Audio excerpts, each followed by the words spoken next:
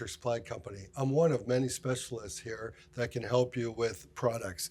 I specialize in the smart motor component products like our new M100 family. This is new from Rockwell. I'm really excited to share it because it's a new invention essentially.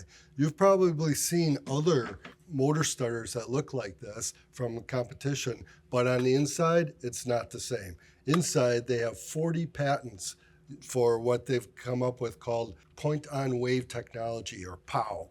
The wave is what we talk about, the sinusoidal curve of the 480 volts. So when it gets to zero, what they do is they open up that contact individually. The second phase crosses zero, they open up that one, and then open up the last when the third crosses.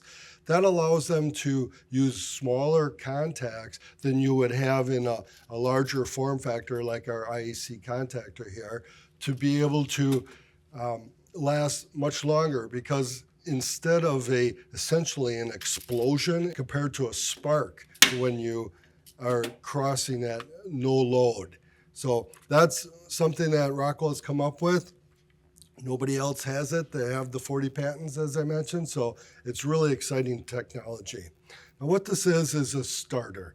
This little dial on the front here is, you set it to the full load amps, just like you do on the E100 overload. They're using the same technology of the E100 inside the M100 motor starter.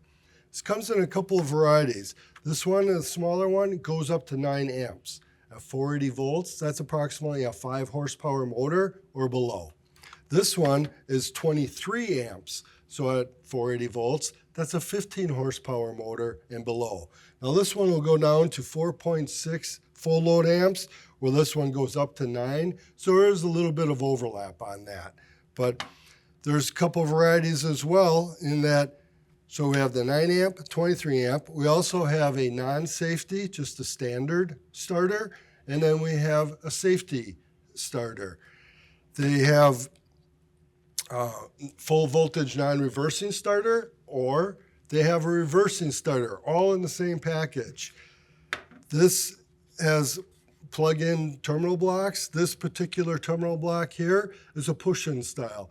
You can also order it with screw terminals if that's what you prefer.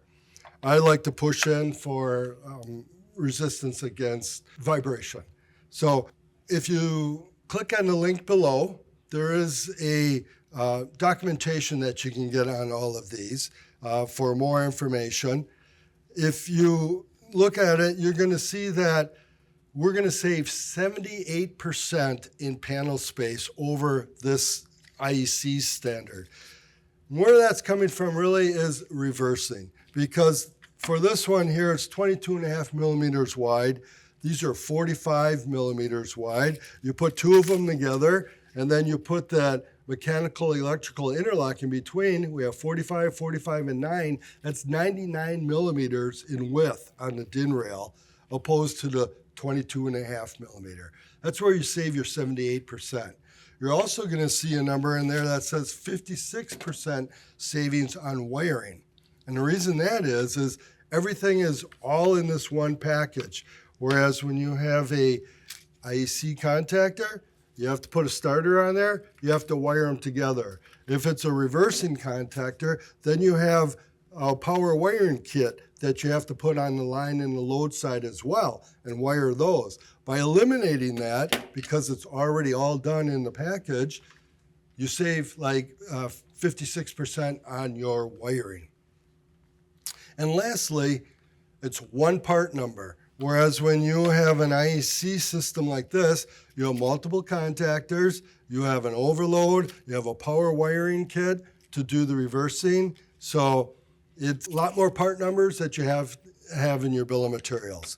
Now, people ask, do I need branch circuit protection? Yes, this is still just a starter. So just like these starters, you would still need to put branch motor protection in there. This happens to be our 140MT motor protection circuit breaker. So you could put that in front of it. You could put fuses in front of it for the branch protection. But everybody asks that, so I thought I'd just mention it. So that's all I got. Like I said, click on the link below to get more information.